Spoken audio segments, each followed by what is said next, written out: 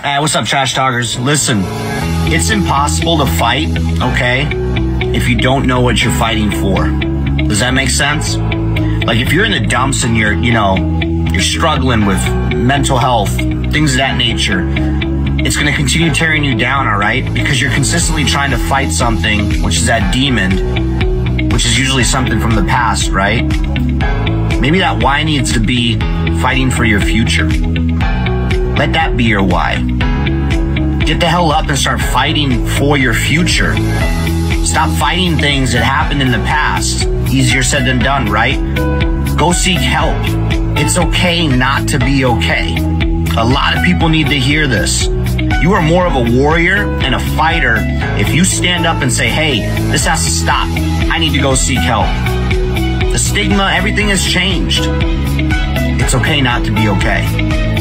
Here is a firm believer in all men are created equal, but not all men live equal.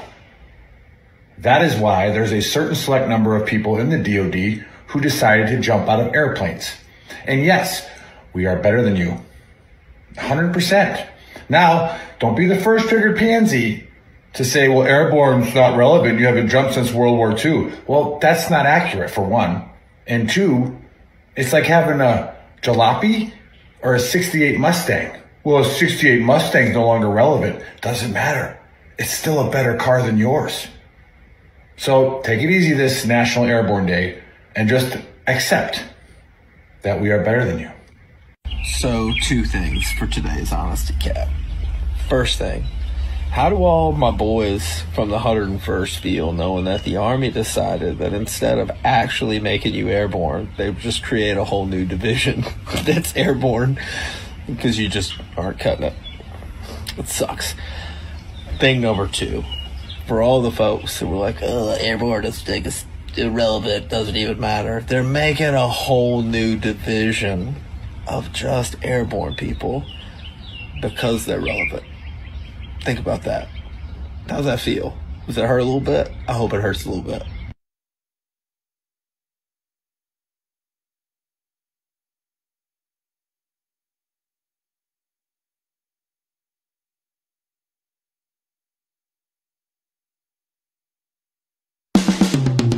This is the Veteran Trash Talk Hour, hosted by Nick, Dave, and Buddy.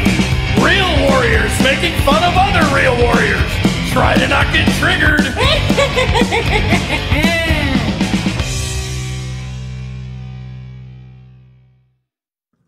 What's going on, Trash Talkers? Happy Saturday, Gruntworks Nation. Welcome to episode 160 of the Trash Talk Hour. Special guest today is Tim Parkhurst, Marine Corps retired, and I am joined by Buddy and Nick. Let's get this party started. Happy Saturday. Everybody knows you don't retire from the Marines, Dave. You're always a Marine. Yeah, you screw that up every time we have a Marine on the show. See, I was going to say former. Usually I say former Marine. Yeah, I think Marine Corps retired is legit. I think you can say Marine it's legit. Corps it means I spent multiple days. I think Dave's okay there. Yeah, I wanted to. He still is a Marine. He still is a Marine. Inactive Marine, maybe? Yeah. Aren't we that all sounds like a reservist. No, we're not in the IRR yeah. either. I mean, it was I don't know. It was pretty bad on the so Memorial Day show. We had so much Marines that every once in a while they just broke out into a bunch of It's like, I don't know what they just got no idea. Yeah, but nobody can ever tell what we say. If you ever been out on the street on November 10th when it's our birthday, I mean it's crazy. Yeah, speaking of airborne school, there was a Marine going through it with me, and it was November 10th. That was a fun night. Anything red and gold in a bottle was a shot. Yeah, it worked out.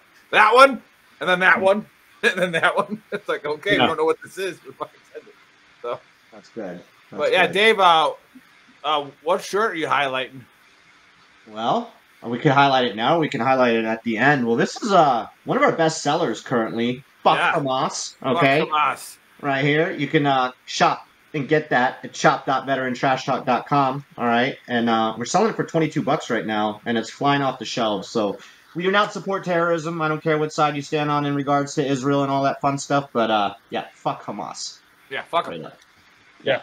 Yeah, Plain and just give simple. him some, just We'll give get him the some of shirt. this tip. Some of this tip. Yeah, right there. just the tip. That's another good one. tip. Yeah. Just the tip. And then Buddy is wearing the "Quit Being a Triggered Pansy," so we're flexing today with some of our greatest shirts right here. Good Yep. stuff. All right. I'm wearing a Best cool sellers. shirt. Yeah. Boom. Yeah, We'll talk about that in a minute. Yeah, we You shall. need a marine. Yeah. You need a marine shirt. We have plenty of crayon shirts there, Tim. You need to check out. My favorite is purple.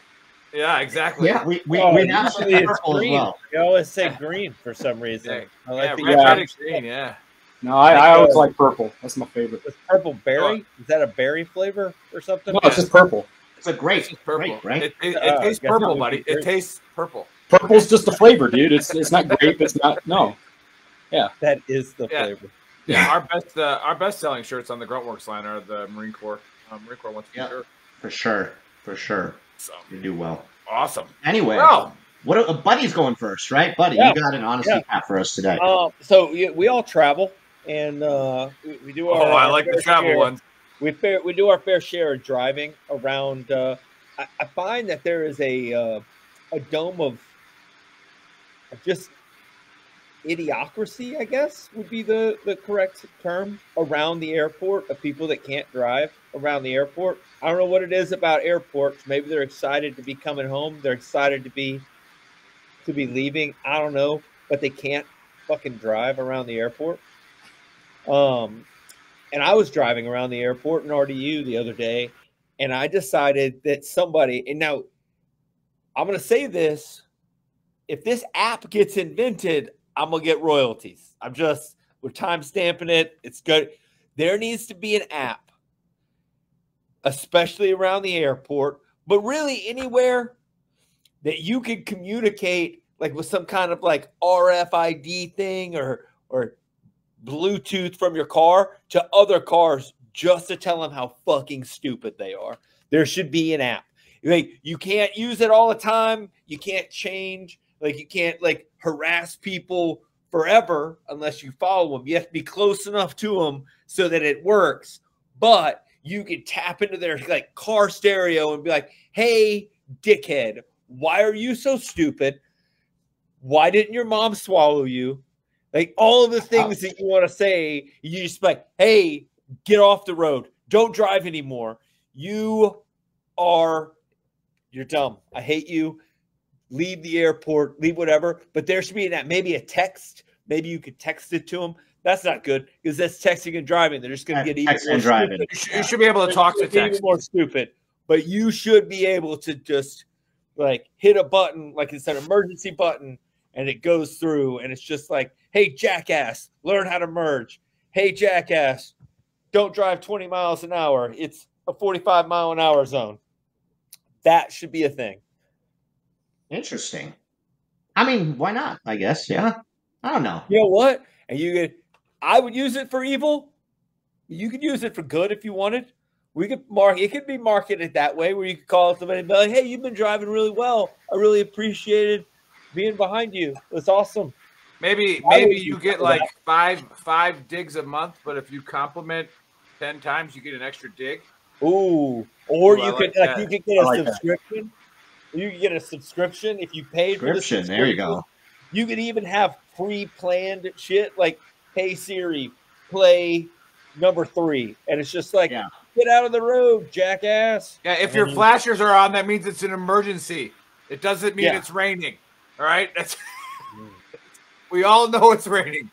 Raining's not an emergency. We over that. We all have our Interesting. Yeah. So anyway, what the hell? Yeah, what are you doing? What hotel are you at right now? I'm at the Courtyard by Marriott, but apparently when I said, "Hey Siri," she decided to play Kendrick Lamar real quick. Who knew? Yeah, a little bit of Kendrick and Drake disc going on. Yeah, who's Kendrick Lamar?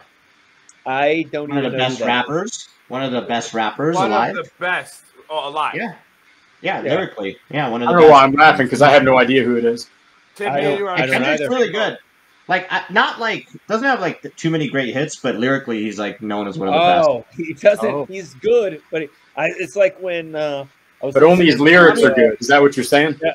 Yeah, because like you can have. Oh, we could definitely get into this conversation. I would love that. I would invite that. I listened to like a you can have stand-up great comic the hits, other buddy, day. but that doesn't mean you're lyrically good. It just means like, you know, like you got a bunch of fanboys. Like there's a bit of a difference, man. Like there's tons of rappers out there that are lyrically that could destroy. Like if you talk about the art of rap, like in a freestyle battle, look what you did, buddy.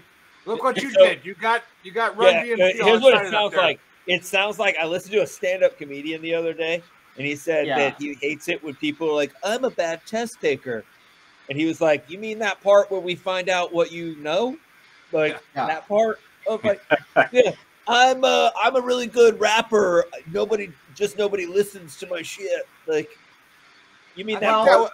Then maybe that part where you market yourself and like get paid. Like. No, see, Eminem is like has the most sold records out of any artist, like current or in the past, like 100%. Eminem like sold like 80 million of one of his albums. It's insane. Like Eminem is, and lyrically he's also the best. But there are rappers out there like Nas doesn't have that many greatest hits, but he's lyrically amazing. Tupac didn't have that many greatest hits, but lyrically he's amazing.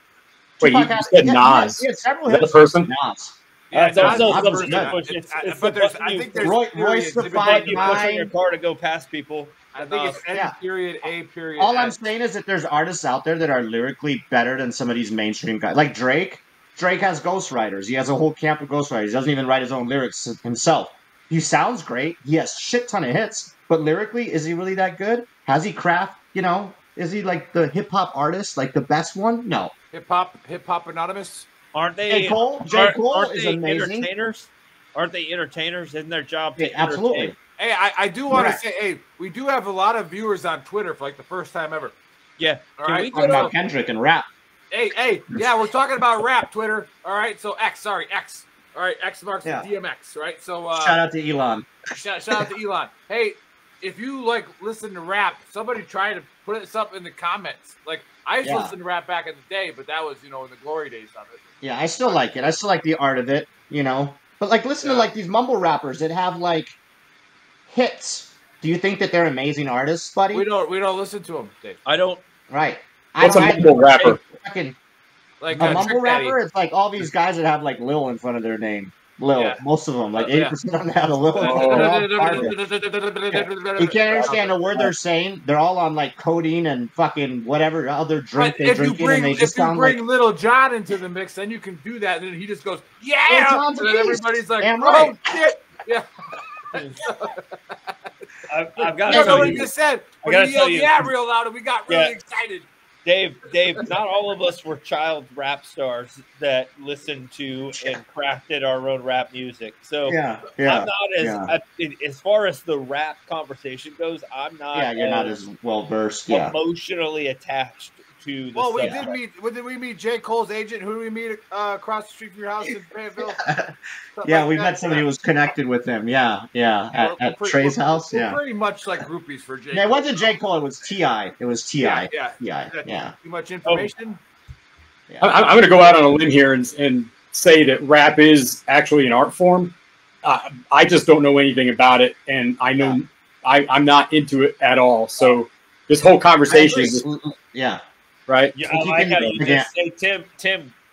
Great job on not getting yourself canceled. I know, right? Yeah. Okay, that was the cancel best, me. Yeah. Like, Brian says I'm done for now. Cash 7 days a week and twice on Sundays. Well, Johnny Cash is a rapper. All right, he's just a white rapper. That's all country is. All right, because they like it's white man's rap. It's what it is. 100% it is, and I like country too. Like I listen to country. Every rap song they rap pretty much about 90% of the same thing. Every country song is about 90% the same thing. It's either about a tractor or a girl. Yeah. Right? Like it is. Okay. And or patriotic as fuck. Yeah. They don't really sing. Right? Johnny Cash, did he really sing or did he talk? He did a lot of singing, actually. You think so? I think it's more of a I think you triggered Buddy just now. Maybe it was melodic talking. I am I don't even know what to say about that one. But I mean, what's your favorite Johnny Cash song? Hurt. I don't know. I don't know. Brian, what's your favorite Johnny Cash song? Brian's on the chat. Brian's on the chat. I put it up here. That's why I brought up Johnny Cash.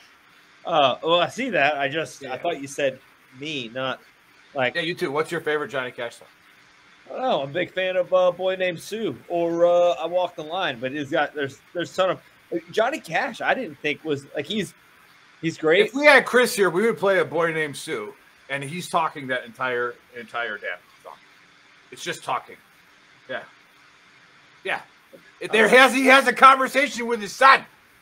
Right? Like that's what the song is. He's not having a conversation with his son. Yeah, he is. Walk the line, Brian says. Yeah. That's a good one. That's because they had to bring in didn't they bring in a chick to sing that song too? Or is that, what movie is that? That's the movie Walk the Line. Who is he married to? I don't know. June Carter Cash? Yeah, June Carter Cash. Oh, yeah. That Jezebel. Did she cheat on her husband too? She didn't have a husband. He had a wife. She did. No, she wasn't married at the time, I don't think. The movie said she was. No, they were they got divorced, I think, before they actually ever they were flirty, I think. They were doing over the pants handies, not just a tip. Yeah. Just a tip. Yeah. They were using friction a lot. Yeah. What kind of dumpster fire did we step into? This is a new one. I have no idea. It's good, man. We kind of went everywhere just now. Yeah. So talking shit about Johnny Cash, that's going to open up some cans, man. I mean, did I talk shit? It's just a critique of the music. I didn't say it was bad. I mean, you could make an argument that like Bobby Bear is country rap. I don't even know who that is. He does narrate a lot, but not. Yeah. Oh. Yeah, Tupac. Yeah. Man. No, I think it was 13 bullets. Yeah. And he survived the first time. 2 times he got shot, and then the last time was in Vegas, and yeah. Did he get shot in the butt? Hey, when you live that thug, Brian, when you live that thug life, homie, man, that's what comes. Man. He got shot in the nuts the first time or the second time. Yeah. Pop.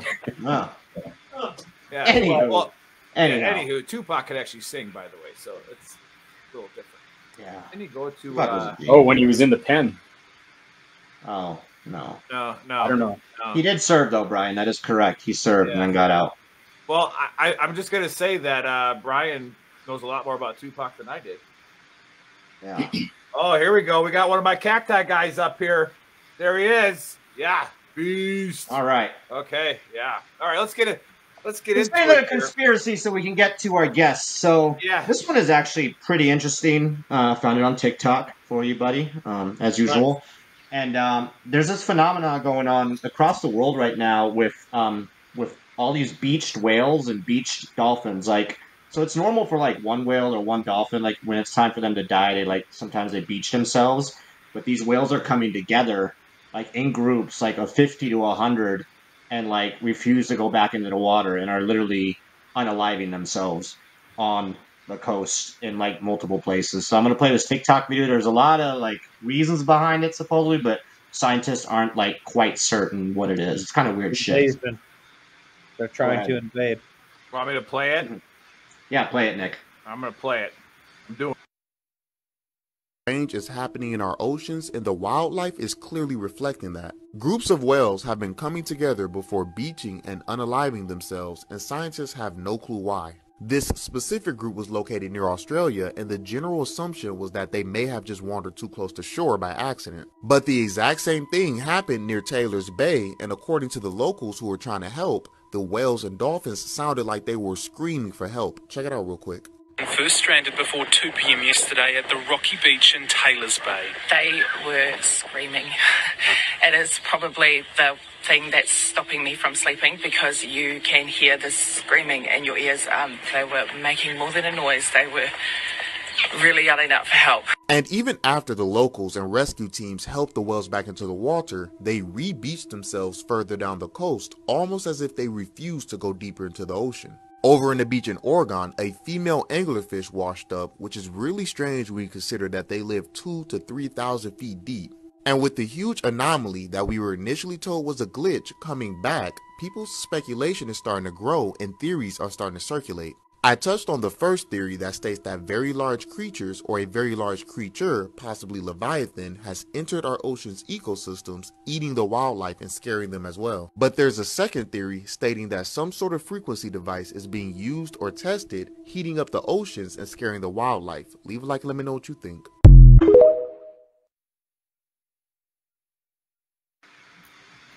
Yeah. So, again, I research and it's happening in like multiple locations across the planet. And again, like I said initially, for one whale to do it or one dolphin, you know, sometimes they can be caught up in something and it like brings them on the shore or whatever. But for like groups of whales, like that many. What were they caught up in? Was it gang violence? Were they caught up in gang violence? Was it like, buddy, you're gonna have your turn. Those large groups of whales like doing that and dolphins and stuff, I would definitely think, I don't think about like a crazy sea monster that they said, but I would maybe say that there is some, definitely not. But I would suggest that there is maybe some sort of, because the more I looked into it, it was saying that it was coming from Antarctica and it was like an energy weapon that they're testing out there for underwater. And it's causing some sort of signals or rays or energy or whatever that's fucking freaking out the wildlife, or like it's heating up the water. And so I can't give you the scientific explanation of what it's doing, but I definitely think it's some sort of an energy weapon or something that's being done by the government. Scientific? That's scientific. Okay. I thought you said scientific. My bad. I just thought you were using That's what I heard. Later and check. Yeah. Yeah. Well, maybe I did. Maybe. Tim with me. But anyway, I think it's some sort of like a energy weapon or something, or some government experiment that's happening under the water. And yeah, that's my take. Tim, what the hell's going on with the whales and the dolphins, man? Yeah, you're a Marine. I can tell you, we've known this for forever. Marines. I don't know about you guys from the Army. You're not keeping up. It's the Chinese. Everything's the Chinese. I'm telling you. If you don't think that they've been at war with us for the last decade or so, you got your head in the sand. And they're using the whales against us. That was an attempt by. You didn't see the Chinese submarine, the conning tower of the submarine in the background of that video. I mean, come on, man. No. You're not paying attention. All I wanted was sharks with laser beams on their heads. That's all I wanted. No, everything bad is the Chinese. I called it. I said invasion. Maybe the whales are packed with explosives. Yeah. That is not an impossibility. An impossibility is actually a word, unlike unaliving themselves. Unaliving is, I don't think that's a word. I know. I have to use that word because we will get shut down for that. Like if you say the other word, like on any of those social media platforms, they'll shut you down. Sucked. Yeah. You'll get sucked. Like we're already shadow banned on YouTube, so yeah, it's crazy. You can't just say they were committing, right? You have to say they unalive themselves. Yeah. It's weird. I know, but we got okay. No, I got you. Sorry, I'm new to this. My ass off, but yeah, we got to play by the rules. Okay, so it's the Chinese. Got it. Yeah. Got it. All right, yeah. Buddy. I mean, think about how many things you could do with a herd of whales. I mean, they're already taking boats down. What? Yeah, sinking boats, eating people, blowing things up. Sinking boats. They could poison the water supply when they beach themselves and they die and they rot. I forget what coast they're off of, but they've already sunk like 14 boats. Yeah, that's in the Mediterranean. Australia or Africa? Yeah. No, the Med. Yeah. I think it's the Med. Yeah, they're eating the rudders off the boats. It's the orcas. They're like they figured out how to sink sailing ships. Yeah, it's great. Wow. And they're teaching each other. They're super smart, super intelligent. Yeah, for sure. You watch these people all freak out in the water after we do this. You know what? Buddy, what's going on here, man? Is this just like normal shit, or like is it like? I did wonder. You said that they were doing like experiments in Antarctica. I didn't think that they could do weird experiments in Antarctica. I thought there was some treaty. Well, of course, that's tinfoil hat shit again, as I went down that rabbit hole. I'm not necessarily saying it like... Because did you see what he was talking about? That big... the blob? Whatever it was. Yeah. Leviathan? Leviathan. Leviathan's an actual animal. That big blob originated in Antarctica. It was like right prior to the solar eclipse, like a couple days prior. And then they were like, oh, it's just satellite messed up or like whatever. But it came from Antarctica, if I'm not mistaken. Or it originated from there. That big, and it's the size of Texas, supposedly. Like that's how big that fucking blob was. Like it fucking ginormous. That's the Chinese submarine. Imagery, fuckery, or whatever. Like I don't know, man. But so I don't necessarily say maybe it's in Antarctica. I'm just saying like government is maybe doing some weird shit. That's what's causing these. Ooh. Could be Godzilla. You know, I did the conspiracy on the oil, the fucking tank, the shit that was burning in the ocean like a couple years ago, and that they were actually bombing it because they were killing Godzilla. Yeah. There's a conspiracy around that too. You know, they were like testing shit in the middle of the ocean, like the middle of the ocean was on fire. Here's the thing. Okay, on a serious note, though. Oh, here we go. Yeah. We've only explored something like 10% of the ocean. 100%. We've explored more of space than we have of the ocean. So Absolutely every time Noah or somebody sends like something down, they find like a new species of, like they found a new species of orca like not too long ago. Oh, really?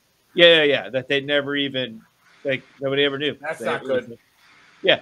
So good. The fact is, there could be, I don't know, there could be something to it, like being wise. But I'm guessing that most of, like, I don't know, maybe that blob was just like some gas that was coming, like the Earth farts every now and then, and maybe those whales are just like, dude, the Earth stinks down here. Righteous one, I'm out of here.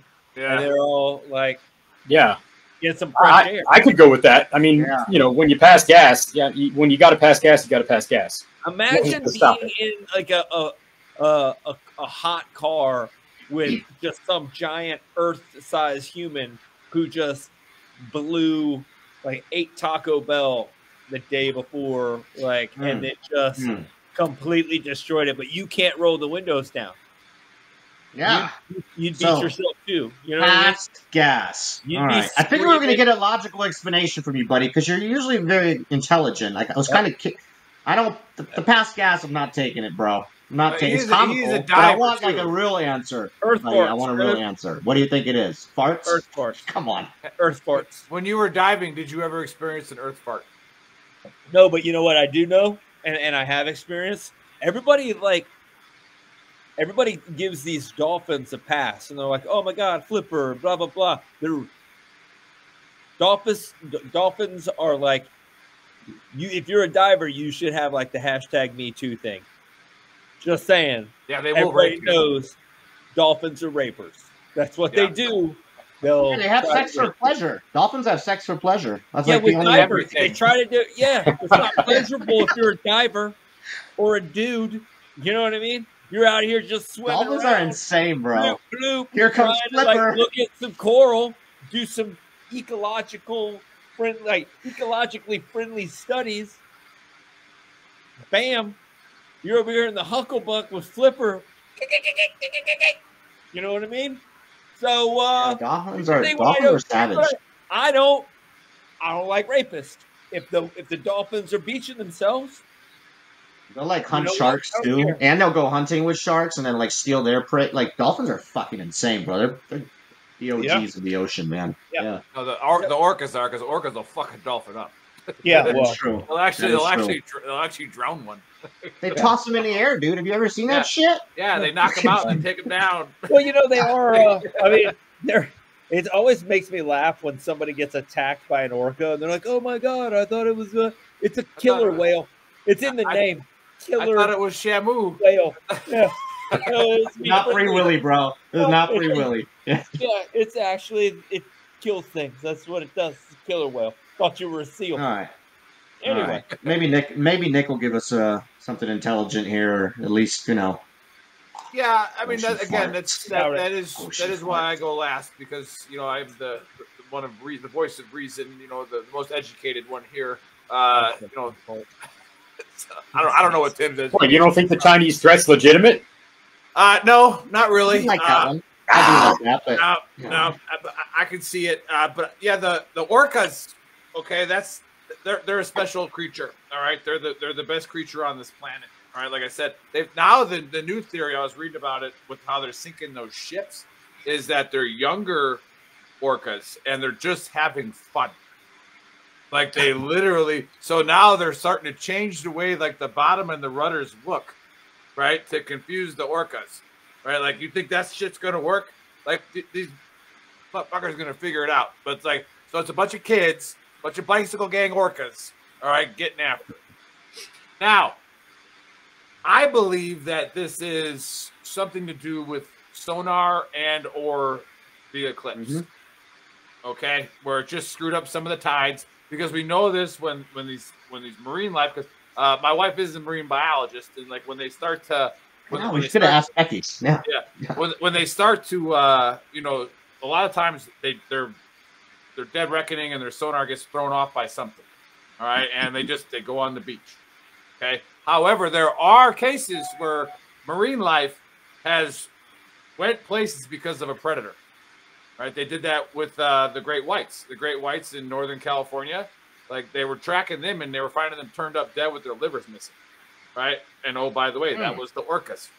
The orcas were putting them in a catatonic state and only eating their liver, like nothing else. All right. So, and they found this out. Yeah. Oh, how were they putting them in a catatonic state? Were they flipped them over? No, they flipped them over. They figured it out that they could flip them over, and they just float there and they eat them. So, but the way they figured that out was a bunch of researchers were following this great animal white world pod, right? And these great whites were doing the 7,000-mile trek out to Hawaii 4 months earlier than usual. Right? And they're like, why is this happening? Like, of course, like, it's global warming. Oh, it's this. No, it's because the orcas are coming down from Alaska at that time, and these great whites are like, walk that shit. We're going to Hawaii, right? That is exactly. That is exactly. So I'm gonna go. Here. That's badass. I don't know if it's a dragon, like the TikTok video says, but it's either. I could go with the government experience. It could be China. It could be China. All right. It could be America. Right. It could be Australia. Whoever. Right. Like, but they're releasing these sonar things and it's pissing these fucking things off. Right. And they're screaming. And are we not going to cover the fact that lady now has PTSD from dolphin screams? Are we going to not cover the fact that she said they were screaming for help? Like, you speak whale? Yeah, I mean, there is. To give her some sort of credit, if like an animal, like you could probably tell, like this animal is like screaming for not necessarily help, but like it's in need, or it's in like. If you heard that animal all the time, like a dog, yeah, you'd be like, oh, that's a. Well, she was a local, so they hear those animals all the time, so that was different to her this time. She's not a local. Hear dolphins all the time. Yeah. No. She's a local. She's not a mermaid for them. Yeah, like, she's not like living in there. Like we can hear a fucking. It was funny, buddy, but I do like it was probably like pretty fucking crazy. Like all these fucking dolphins and orcas just like making crazy sounds. Screaming, we got to go. You're reminding me of Ace Ventura. He's like, "Do you speak dolphin? Like, do you know the dolphin? Do you speak dolphin? Like."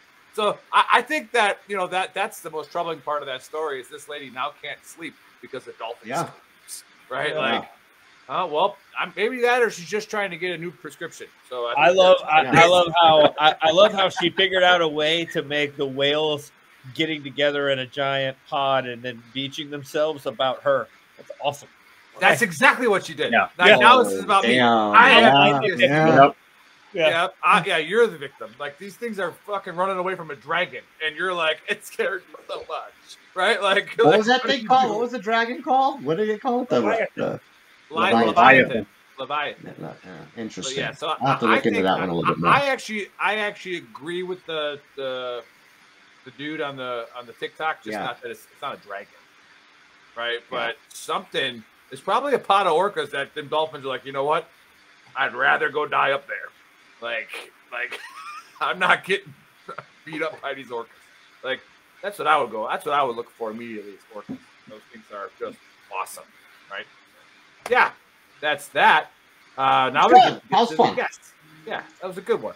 Those of you watching, again, thanks for watching. Like I said, we got a lot of people on Twitter, which is very rare for our show. And I like to, I want to think, because it is political season, so we are at the bottom of the algorithm, right? We are our video is not coming up even on our followers' feeds right now. And like our fight show last night had like 60, even though we had 15 viewers the entire time, right? So it was like we're just not showing up on the page. But Elon runs X, baby, so we are popping up on that feed right now. Shout out to Elon. We got some cool Elon Musk shirts too. Yep. Cool Elon Musk stuff. Yeah, with the X. But yeah.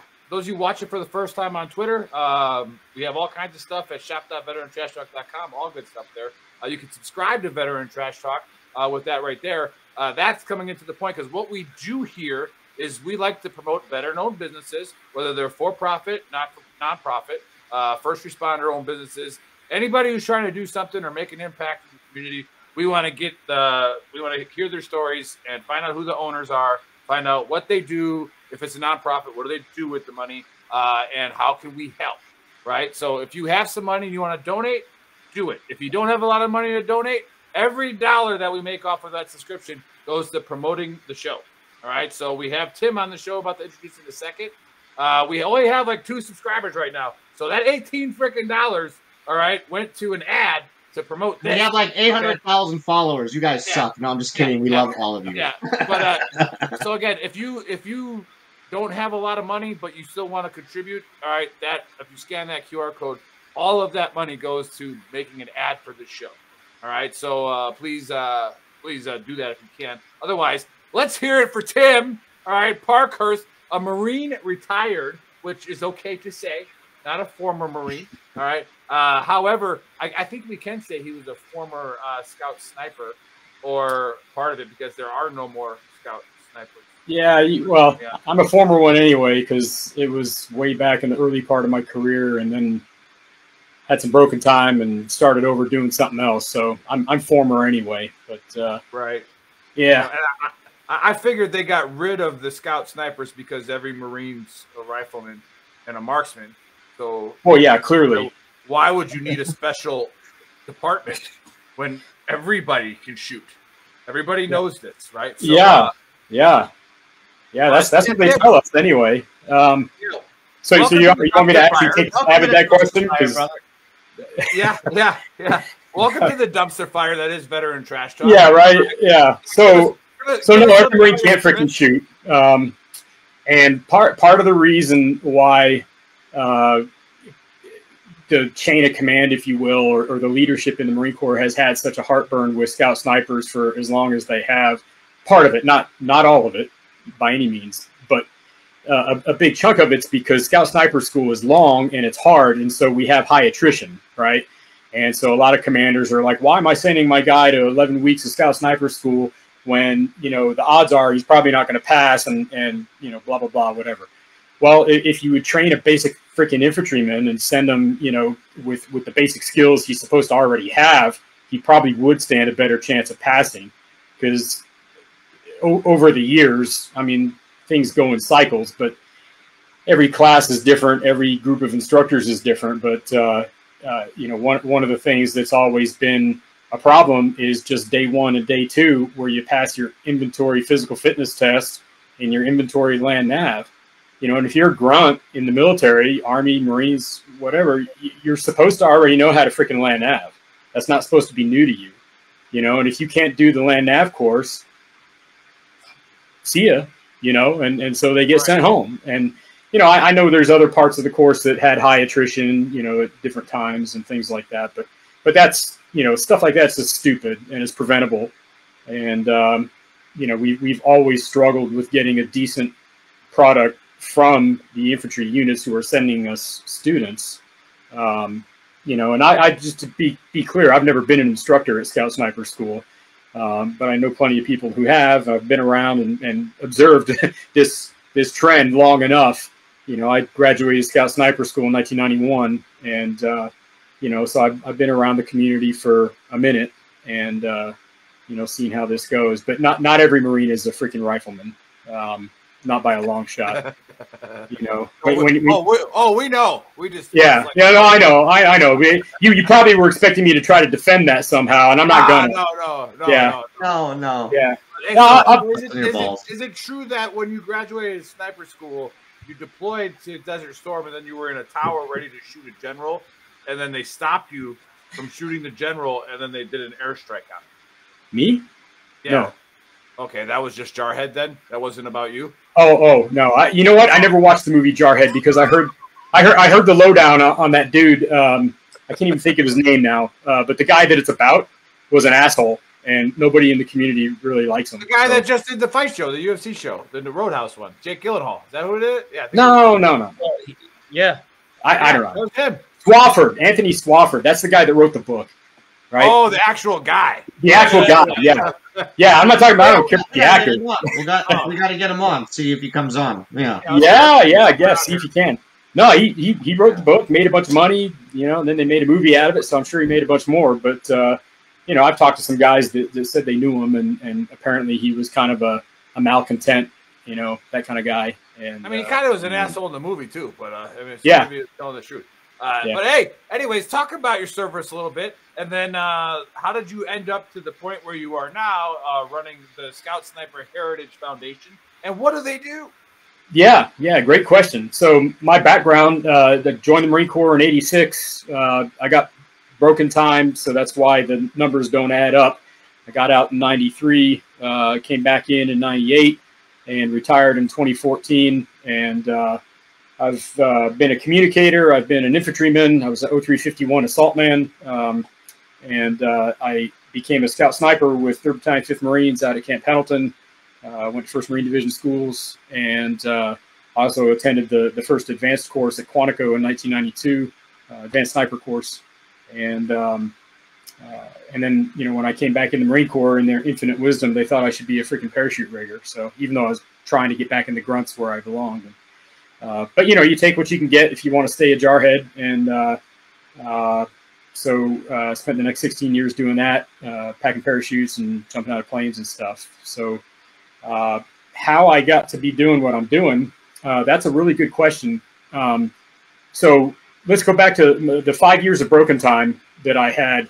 I wasn't going to make it, man. If the Corps hadn't let me back in, I'd be a statistic somewhere, and that kind of goes to the purpose of your show. I was not in a good place, and if the Corps hadn't taken me back, I just wasn't gonna make it. I was newly married right before I got out, and I moved back to Kansas City when I got out. Totally far from any Marine Corps base, really far from any of the guys that I served with, and it just wasn't working, and I was failing pretty miserably. Yeah, coming back in the Marine Corps, it sucked having to change jobs and do something different. But, honestly, being a rigger wasn't bad. It was pretty cool. And I worked with a lot of really good dudes. And being a Marine again, being in uniform again, kind of put me back in that environment where I had the structure that I needed to, in the brotherhood, where I didn't feel like I was out there on my own, just kind of floating in the breeze, And over the course of the next 16 years, I decided, I'm going to retire at some point. And when I do, I want to do this shit right. I don't want to be a statistic. I met some first sergeant one time who cried at his retirement ceremony when he was in the base theater talking to his Marines and telling everybody how, it wasn't until like just weeks before he's supposed to retire after 20-some years that he even thought about like how much money he had saved up or what he was going to do for a job when he got out or any of that stuff, and then it just hits him. He's not prepared and he's got nothing except the Corps. And that dude died 6 months later. Right. Ooh. And it's, that shit happens. You got guys that everything about their life is the service, their entire identity. It's their entire identity. Yeah. Yeah. And I didn't want that to be me. Right. So, I decided to start looking around at different nonprofits and things like that while I was still in a couple years out. And I found a couple that I worked with that were pretty cool, doing disaster response type things and stuff like that. And then at some point, I accidentally found out that the Scout Sniper Association was having its annual meeting at SHOT Show in Las Vegas one year, and I'm literally walking down the hall and I see this sign that says Annual Meeting Scout Sniper Association. I'm like, well, shit, I'm a member. I should go. And I met some people and I'd been a member for a number of years, but I never really had connected with anybody, through the association. But fast forward a couple of years, and some of the guys that were serving on the board then had asked me if I was interested in coming on, and I'm like, this is probably a good time to do that, and I did. So the last 6 years, starting in January 2018, I was a member of the board of directors for the Scout Sniper Association. So that's a little different than what I'm doing now. The Scout Sniper Association is the membership organization for guys like us, right? So, we take care of our brothers. We have events, camaraderie things. It's all about, being part of the brotherhood and taking care of our families and all that kind of stuff. And about 4.5 years ago, I became the president by default because nobody else wanted the job. And, I'm neither the most experienced. Yeah. It's kind of, it just happened, right? And so I did that for a while. People tell me I did a pretty decent job, whatever. But towards the end of my term, we have term limits, unlike politicians sometimes. And so after 6 years, I had to go. And, I'm trying to make plans to, set the guys who are going to still be on the board after I'm gone, get them set up for success. And one of the guys, he sent me an email one day, and he's like, "Hey man, there's no Scout Sniper War Memorial anywhere." And I was like, "Okay, what do you want me to do about it?"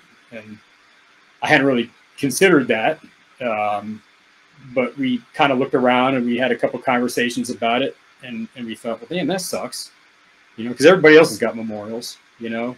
Any community in the military, you pick one, pretty much everybody's got a memorial for their fallen, but we don't. And it's like, well, that's bullshit. Let's do something about it.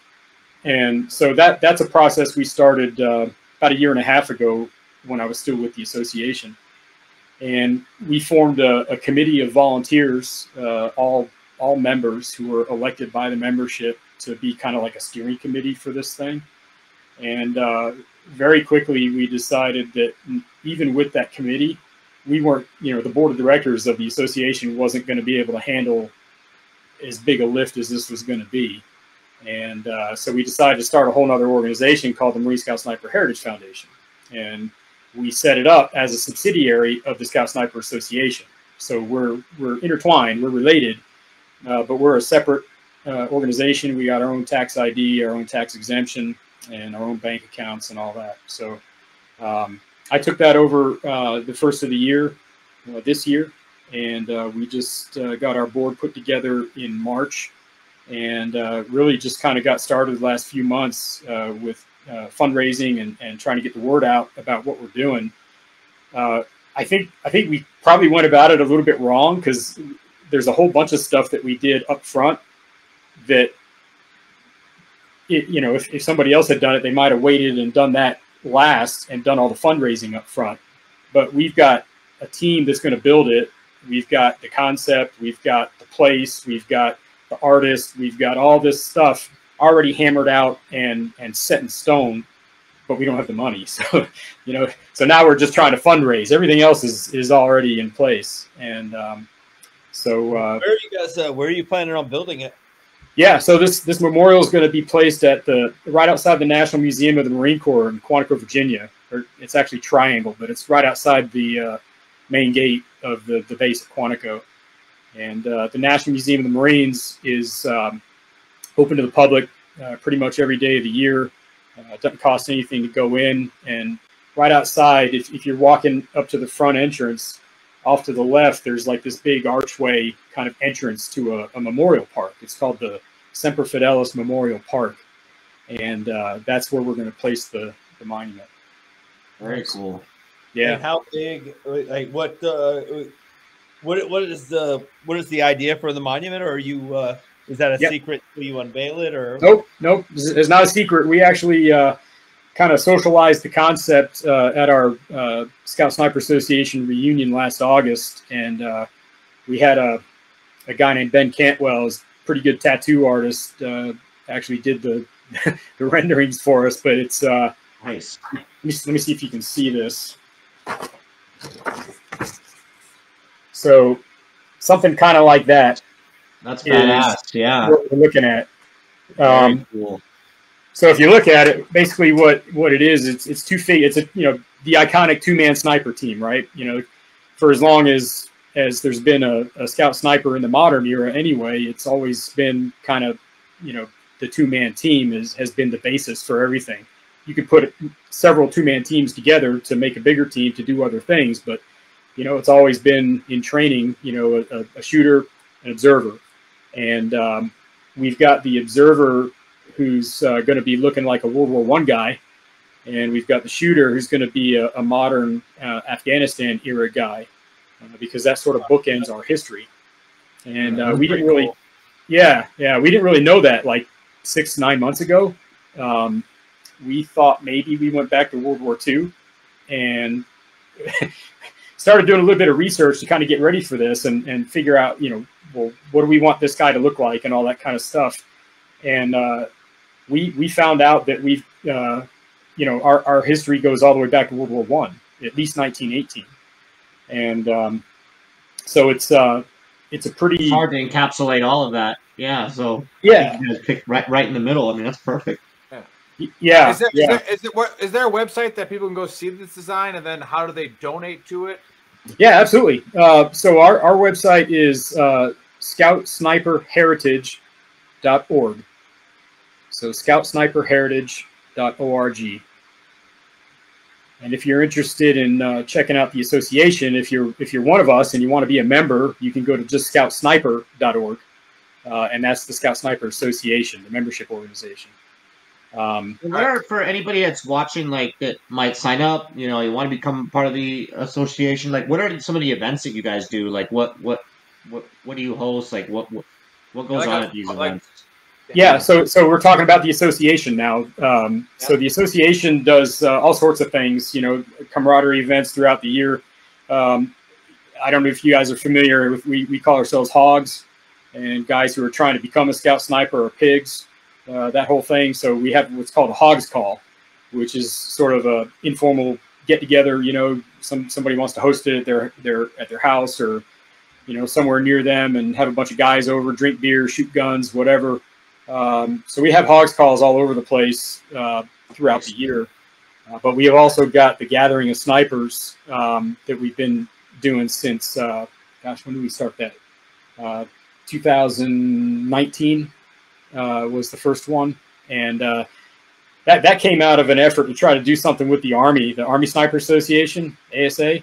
I was talking to one of their past presidents back in 2014, 2019, and he was like, "Yo, you know, we've never done anything together. We should do something together one day." And I'm like, "Why? We're just gonna get in fights, you know?" And you know, seriously though, we thought, well, that would make a cool event, you know, and he came up with the name Gathering of Snipers, and so we thought we would just do that every year, and we have. First one was I don't know if you guys know Frank Galley, Sniper's Hide, part of our community, and he hosted us out there in Colorado in 2019, and the thing's grown ever since. This year, I think. I'm not sure what they're doing. They were talking about doing it at YO Ranch in August, but I think they just changed that. So I don't want to give you a bum scoop, but keep your eyes out with Scout Sniper Association's social media for what they're doing for the Gathering of Snipers this year.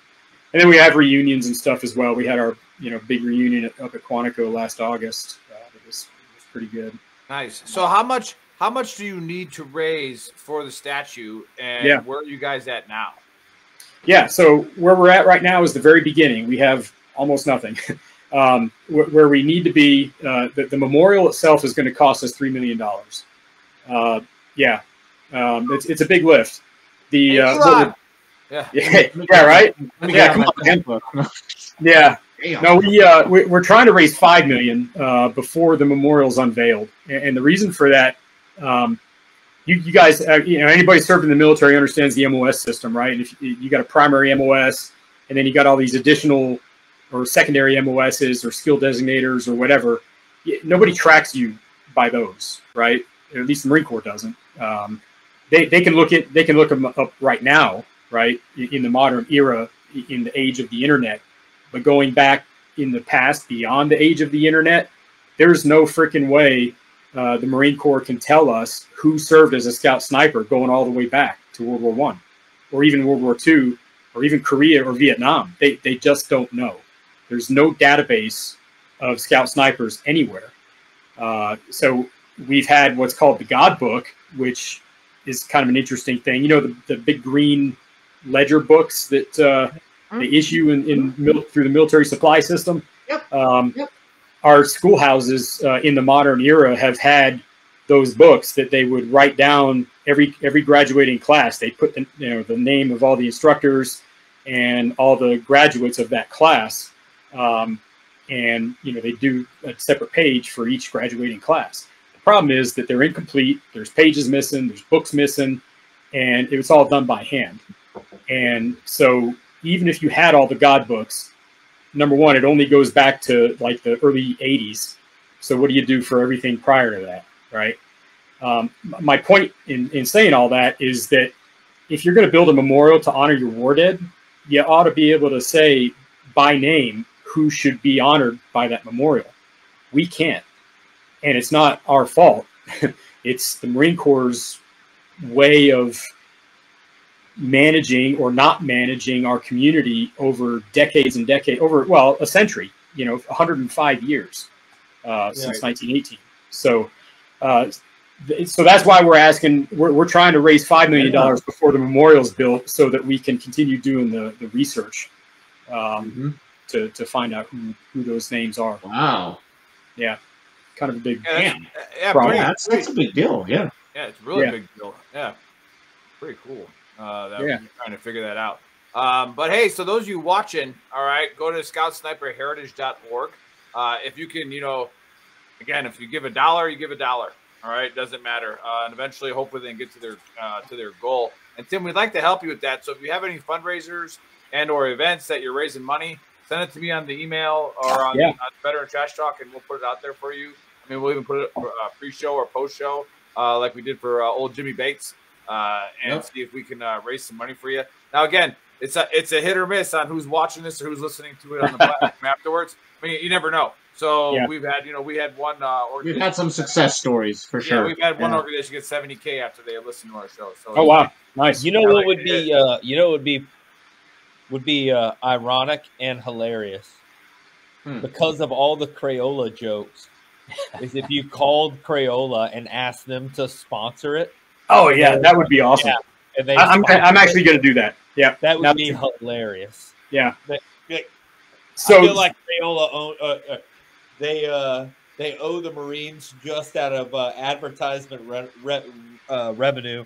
Well, I think the Marine Corps owns stock in Crayola or something. So, yeah. They have to.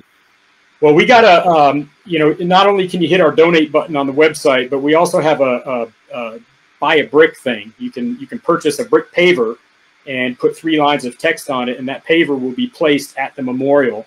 So if you want to honor another fallen soldier or Marine, or if you want to honor a unit that you served with, or you just want to put your own name on there, hey, I love Scout Snipers, whatever, you can buy yourself a brick on our website, and that'll be placed at the memorial when it's built. Nice. I like that. That's some good stuff. Yeah, I like that a lot. So hopefully we get some traction with it. And we just had a can of worms question on YouTube. I'm not even going to ask it.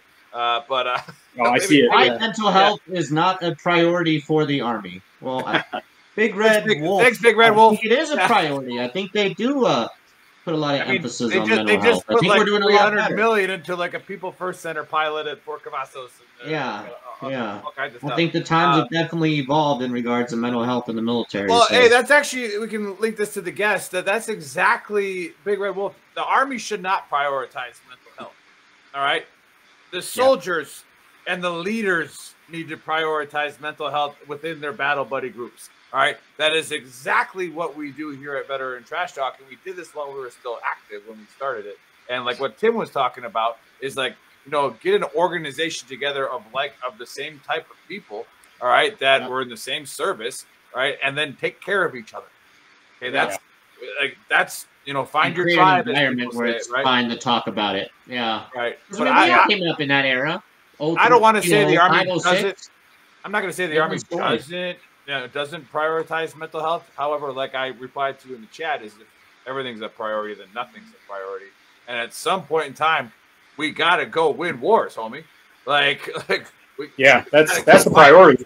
Like, that's the priority. I need to train people to be hard, to be resilient, to go crush things. And you know what? Dave knows this because he was a line recruiter at one point in time. You know, when they opened the floodgates up for anybody, man, what are leaders supposed to do?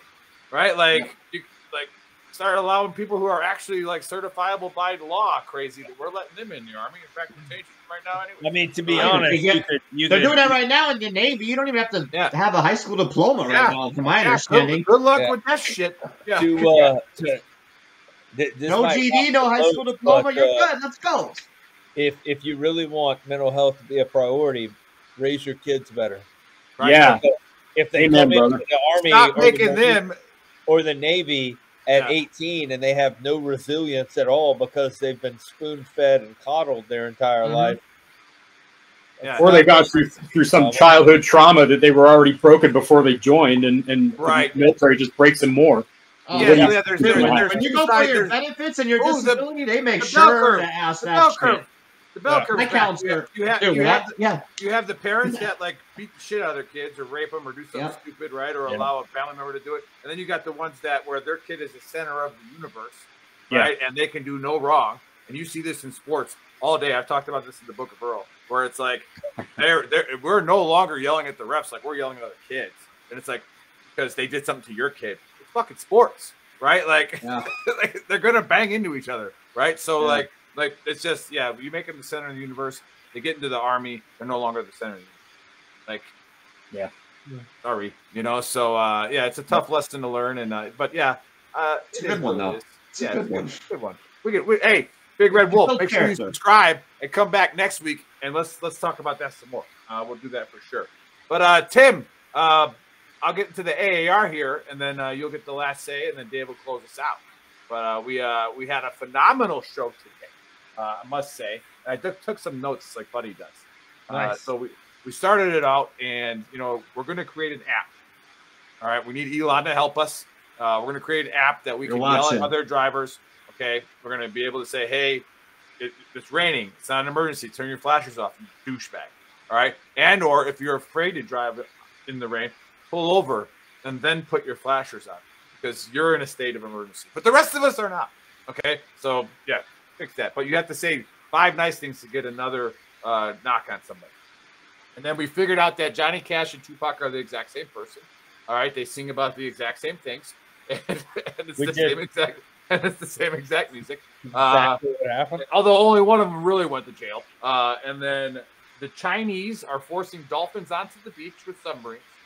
All right, we learned that. And then also the earth farts. Didn't know that because I don't dive, but apparently the earth farts. I thought that was like volcanoes, but like apparently there are volcanoes under the water. So is it a volcano fart? Like methane gas releases are earth farts. Everyone knows that, guys. Right. Your wife is a freaking marine biologist. She knows that. We'll ask her. Yeah. So thanks for subscribing, Big Red. We appreciate you, brother. Thanks, Big Red. Love you. And then we got to Tim, who is a Marine, and he is a sniper, and then he was the president of an organization, and now he started another one because he has the power struggle, and because he has a term limit, he started another sub organization that he could then be in charge of, right? So we figured that out. It's all power play, man. I'm taking over the world. Where did the power struggle part come through? Because he had term limits. You weren't paying attention. It was a peaceful transition of power, bro. Come on. Yeah, he had term limits for his president job of the association, so he started another association under that association so he could be president of that one. Oh, right? Why didn't you just make up a bunch of fake charges and get the next president arrested? Wow. No, hey. Yeah. So nobody's paying attention anyways. Don't go there. Don't go there right now. Hey, we'll give Tim the last word before Dave closes this out. But they started the Marine Scout Sniper Heritage Foundation. All right, scoutsniperheritage.org, and they want to build a memorial that honors the fallen snipers, the Scout snipers of the past. So anybody that can help, whether it's with money or information, because they also said that they're trying to find out if there's any way to, hey, was there a Scout sniper in World War II that we know that for sure that's what they were? So if there's any organizations that can help, please go to that website and do that. But all right, Tim, last words before Dave closes us out. Yeah, well, first, man, I just want to thank you guys for having me on. I really appreciate it. And, you know, any opportunity you get the word out about what we're doing. We're a very small community, kind of orders. I don't think people understand. We're orders of magnitude smaller than, say, the Army Rangers or the Special Forces. You know, there's maybe several thousand of those guys out there at any given time. And there's, you know, when we had Scout Snipers, there were maybe 300 on active duty at any given time. So it's, you know, you got this and then you got this. And, you know, so it's a very small, but everybody knows who we are and everybody thinks they know what we are. But very few people really do. And it's great to be able to get on with you guys and shoot the shit a little bit and talk about the Scout Sniper Association and what we're doing for our families and our men. And also how the Heritage Foundation is going to honor our fallen, going all the way back 105 years. So, but we could use all the help we can get. We've got a world-class sculptor named Sabin Howard. Oh, you got to go to his website, sabinhoward.com. The dude, he just got done with his work on the National World War I Memorial that's going to be unveiled this year in Washington, D.C. He wants to do ours. So that's talk about the dream team to do our memorial. There you go. Yes. So, but anyway, yeah, thank you so much, guys. I really appreciate it. Awesome, Tim. Hey, really appreciate having you on. I'm going to enjoy following this journey on where this goes. And definitely, like Nick mentioned, send us all the information, man. We'll